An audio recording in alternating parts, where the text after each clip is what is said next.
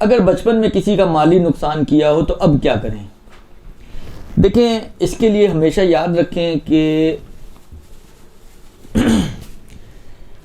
इसका कानून, शरई कानून ये है कि जब भी आप किसी का कोई माली नुकसान करें तो अगर तो आप उस शख्स को जानती हैं कि किसका मैंने नुकसान किया है और ये जानती हैं कि कितना मैंने नुकसान किया है, तब तो कोई ऑप्शन नहीं है आपके पास कि आप कुछ और करें। आपकी जिम्मेदारी ये है, वाजिब यही है कि आप उस शख्स को जाकर उतना नुकसान पे करें या उससे माफ़ी मांग लें, यानी उससे हलाल करवा लें अपने लिए। दुरुस्त? बस अगर आपको शख्स और मकदार दोनों मालूम हो तो आपकी ज़िम्मेदारी ये है कि उस शख्स को जाकर उस मकदार को या दे दें या उस मकदार को उससे माफ़ करवा लें कि भाई मैंने इतना देना था, अब नहीं दे रहा, माफ़ कर दो। बाज़ औक़ात होता है, जाओ माफ़ किया, छुट्टी हो गई, फारिग हो गई, आपकी गर्दन आज़ाद हो गई।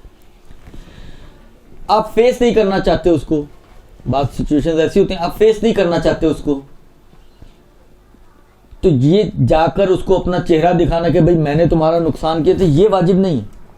फ़र्ज़ करें आपको ये याद है कि आपने मसलन जैद का 200 रुपये का नुकसान किया है, तो किसी भी तरीके से ये 200 रुपये आप जैद की जेब में पहुंचा दें, किसी भी अननोन तरीके से भी पहुंचा दें, कोई हर्ज नहीं है। बहरहाल ये पैसा उसकी जेब तक अगर पहुंच जाए, आप किसी के ज़रिए भिजवा दें, जी किसी ने आपका नुकसान किया था, उन्होंने नाम बताने से मना किया, उन्होंने आपका पैसे भिजवाए, या आप मनी ऑर्डर करवा दें उनके नाम, या आप उनके अकाउंट में डलवा दें। आखिर कोई भी ऐसा तरीका कि जिसके ज़रिए ये अमाउंट उसकी जेब तक पहुंच जाए, उसके हाथों में आ जाए, तो फिर आप बरी ज़िम्मा हो जाएंगे, चाहे आप स्क्रीन पर ना भी आए। स्क्रीन पर आना ज़रूरी नहीं है, किसी भी शक्ल में हो, उस तक वो पैसे आपको पहुंचाने हैं।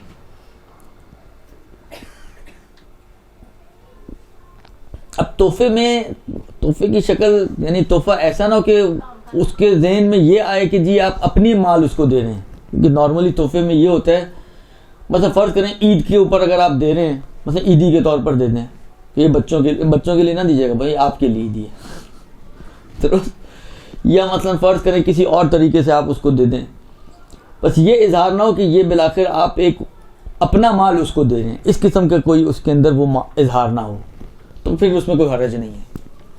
उन्वान इतना अहम नहीं है, माल उसकी जेब तक पहुंचना चाहिए। ये उस सूरत में कि जब आपको ये मालूम है कि माल कितना है और शख्स कौन है। दूसरी सूरत है कि ये तो मालूम है कि शख्स कौन है, लेकिन माल कितने ये याद नहीं। ये मालूम है जैद का नुकसान किया था, अब कितना नुकसान किया था, क्या क्या उसका हमने खाया पिया तोड़ा वगैरह जो भी है, बिलाखिर अब ये याद नहीं है, अमाउंट जहन में नहीं है। तो इसका तो वाहिद हल जो है वो यही है कि उसके पास जाके मुसालियत करें, या माफ़ी या मुसालियत। माफ़ कर दे तो फबे है, माफ़ ना करे तो मुसालियत एक लमसम अमाउंट पे जिस पे दोनों का तवाफुक हो जाए, तो वो फिर आपको उसे पे करनी पड़ेगी। अलबत्ता इसमें भी ये ज़रूरी नहीं कि आप खुद शख्स से खुद जाकर उससे ये काम करें। आप किसी को अपना नुमाइंदा बना के भेज सकते हैं कि खुद सामने ना आए कि भाई ये मुसालियत उससे मेरे बेहाफ पर कर रहा हो, तो ये भी हो सकता है। बस शख्स मालूम हो, माल मालूम हो, या माल दे दें या माफ़ी।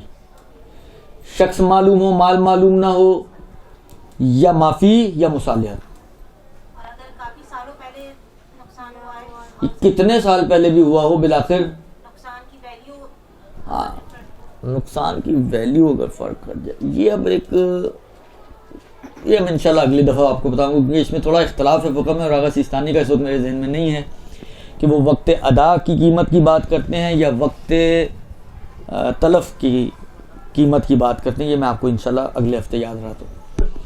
लेकिन बिलाखिर देने का तरीका जो है वो यही रहेगा। अब वो उसमें 6 महीने पुराना माल हो, या मसलन मकदार को छोड़ते हुए भी, यानी वैल्यूज़ को छोड़ते हुए, या मतलब फ़र्ज़ करें 25 साल पहले आपने किसी का नुकसान किया था, तो वो वैल्यूज़ को भी छोड़ते हुए अभी हम असल देने के हिसाब से बात करना होगा। ये हो गई 2 सूरतें। तीसरी सूरत ये है कि मकदार तो मालूम है, शख्स मालूम नहीं है। ये याद है 200 रुपये किसी के देने, अब किसके देने ये याद नहीं है। इसमें भी 2 सूरतें हैं। या तो जिनको देने के बारे में इसको है कि किसी के देने हैं वो कुछ महदूद अफराद हैं, मसलन 3-4 में से कोई, इन 4 में से कोई एक था मसलन, तब तो उन चारों से आपको मुसालत करनी पड़ेगी। दुरुस्त। अगर आपको देने के हवाले से ये मालूम है कि महदूद अफराद के अंदर वो अफराद छुपे हुए हैं कि इन चंद लोगों में से किसी एक में से कोई एक है, मतलब इन 4 में से कोई एक है, इन 5 में से कोई एक है, महदूद अफराद हैं, बात औकात मतलब इन 10 में से कोई एक है। दुरुस्त। तो आपको फिर उनमें मुसालत करनी पड़ेगी उन सब के साथ कि भैया आप में से किसी के ये 200 रुपये हैं, तो उनसे जो भी मुसालत का नतीजा निकलेगा उसके मुताबिक आपको काम करना पड़ेगा। और अगर अफराद बहुत ज़्यादा हों, मसलन जिस तरह स्कूल के ज़माने में, अब ये भी याद नहीं क्योंकि बाज़ औक़ात होते हैं ना, मसलन फ़र्ज़ करें बाज़ ऐसे मौके होते हैं जिसमें सिर्फ एक क्लास के बच्चे नहीं होते, एक से ज़्यादा क्लास के बच्चे हैं एक जगह पर, अब उनमें से किसी का कोई नुकसान होता है, मसलन 200 आदमी में से किसी एक का। दुरुस्त। अगर ऐसी कोई सूरत हाल हो कि वो लामहदूद अफराद के अंदर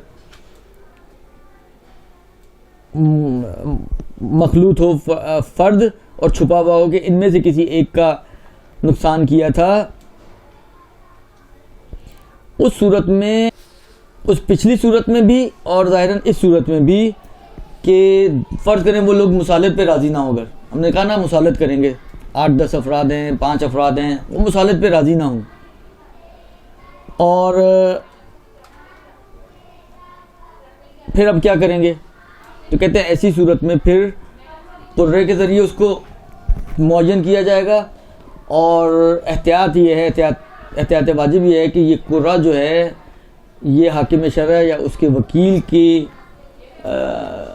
ज़ेर निगरानी जो है ये कुर्रा अंदाज़ी की जाए, और फिर इन 4-5 के नाम की पर्चियाँ डाल के एक पर्ची निकाल के, या ज़्यादा तादाद में है तो उनके कुर्रे वगैरह के ज़रिए उनको क्या कहते हैं मुअय्यन किया जाएगा। दुरुस्त। और अगर सूरत हाल ये हो कि हमें कुछ भी, यानी ये मालूम है कि मिक़दार कितनी है लेकिन शख्स बिल्कुल ही मालूम नहीं है, असलन मालूम नहीं है कि कौन था। दुरुस्त। या मालूम है कि कौन था मगर वो अब है कहाँ कुछ पता नहीं है, ढूंढना मुमकिन नहीं है उसको, या जितना ढूंढ सकते थे ढूंढ लिया, नहीं मिल रहा। इन सूरतों में फिर इस मिक़दार को जो मालूम है आपके लिए, हाकिम शरअ या उसके वकील को से इजाज़त लेकर एहतियात की बिना पर इसको सदका किया जाएगा किसी भी दीनदार शरीफ फ़कीर को। और अगर शख्स भी मालूम ना हो और मिक़दार भी मालूम ना हो, तो इतने मिक़दार के जिसके बारे में आपको यकीन है कि कम से कम ये तो थी ही, उतनी मिक़दार इजाज़त लेकर एहतियात की बिना पर सदका कर दिया जाएगा किसी भी दीनदार शरई फ़कीर को। तो इस तरीके से, अच्छा इसमें अर्ज़ करूँ आपकी खिदमत में, ये मसले दियत के बारे में भी आते हैं। मतलब बचपन में आप टीचर रह चुकी हैं, किसी ज़माने में आपने लठ मार टीचर थी, तो बिलाखिर बच्चों की पिटाई की है, किसी का हाथ लाल किया तो किसी का मुंह लाल किया तो किसी की कमर नीली की। अब ये तो मालूम है बिलाखिर दियत तो वाजिब हुई है, अब वो बच्चों को कहाँ ढूंढें? 20-25 साल हो गए, मसलन बच्चे कहाँ के कहाँ होंगे, दुनिया के किस खित्ते में होंगे ये भी मालूम नहीं है। तो जब भी याद रखें कि जब भी शख्स उसके मिलने से आप मायूस हो जाएं तो इसको आप हाकिम शरअ की इजाज़त से सदका कर सकते हैं।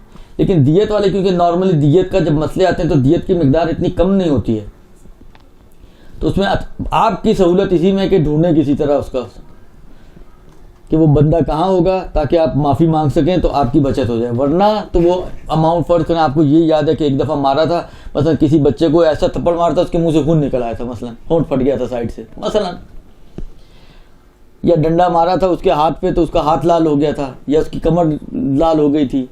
तो इन सूरतों में जब आपको शख्स मालूम ना हो तो जो भी दियत बनती हो उस दियत की मिक़दार को हाकिम शरअ या उसके वकील से इजाज़त लेकर एहतियात की बिना पर सदका करना होगा, यानी ये एहतियात इजाज़त के लिए है, तो उसको फिर किसी दीनदार शरीफ फ़कीर को आपको सदका देना होगा। तो ये उस माल का हुक्म है कि जो इंसान को नुकसान जिसका पहुंचाया है मगर उस शख्स अब नहीं मिल रहा हो, तो उसकी ये जिम्मेदारी बनती है। अपने बच्चे देखें, माँ को तो शरीयत ने वैसे ही इजाज़त नहीं दी कि वो बच्चों पे हाथ उठाए, दुरुस्त। लिहाजा माँ अगर हाथ उठाती है तो हराम तो कर ही रही है, लेकिन उसके साथ साथ अगर ऐसा मारा है कि जिससे दियत वाजिब हो जाए तो उसको दियत भी देनी पड़ेगी। इल्ला इनके अगर बच्चे बालिग हो चुके हों तो आसान, मैंने कहा ना, राह हल यही है कि अब कितनी दियत देंगी आप। तो आसान ये है कि उनसे माफ़ी मांगें कि भैया बचपन में जो कुछ तुम लोगों की तरबियत के नाम पर हमने जो अपने गुस्से तुम पर निकाले हैं उसकी माफ़ी तलाफ़ी करवा लें, तो फिर यही बचत का तरीका। वरना तो बाज़ बच्चों को जिनको पता चलता है कहते हैं ठीक है बाइक ले दें बाकी माफ़, वो फिर आपको बार्गेनिंग करनी पड़ेगी कि कहाँ पर जाकर सौदा आपका पूरा होता है। जी वली मौजूद ना हो, देखिए, वली मौजूद ना होने के बावजूद माँ वली नहीं है। हाकिम शरा से इजाज़त मिलती है उसके कामों को अंजाम देने की, ना उसको मारपीट करने की। यानी देखें, वली को भी जो शरीयत इजाज़त देती है, अगर आपने आगा सिस्तानी के इस्तिफ्तार देखे हों, आगा सिस्तानी कहते हैं कि जिस हद तक वली भी जो मार सकता है वो इस हद तक मार सकता है कि 3 थप्पड़, वो भी ऐसे कि दियत वाजिब ना हो, यानी 3 प्यार के थप्पड़, दुरुस्त। उसी पे दियत वाजिब नहीं होगी, वो गुस्से वाले मारेगा तो वो तो होनी है। तो जब वली को इससे ज़्यादा इख्तियार नहीं है तो किसी और को कितना इख्तियार मिलेगा? इल्ला ये कि वो नबी और इमाम हो तो वो तो बिलाखिर जान लेने का भी इख्तियार रखते हैं। तो उसके अलावा किसी के पास, और यानी हाकिम शरा को आप क्या समझते हैं, वो क्या मारपीट की भी इजाज़त दे सकता है? ऐसा तो नहीं है। अलबत्ता बाज़ मवारिद हैं जहाँ पे अम्र बिल मारूफ और नही अनिल मुनकर के बाब में जहाँ पर बात मारपीट पर जाती है, तो उसमें ये लिखा है इन्होंने कि एहतियात वाजिब है कि हाकिम शरा से इजाज़त लेके मारपीट की जाए, उस हद तक ठीक है। लेकिन इस मसले में हाकिम शरा के पास इजाज़त इख्तियार नहीं है। बिरहमतिक या अरहमर राहिमीन व सल्लल्लाहु अला मुहम्मद व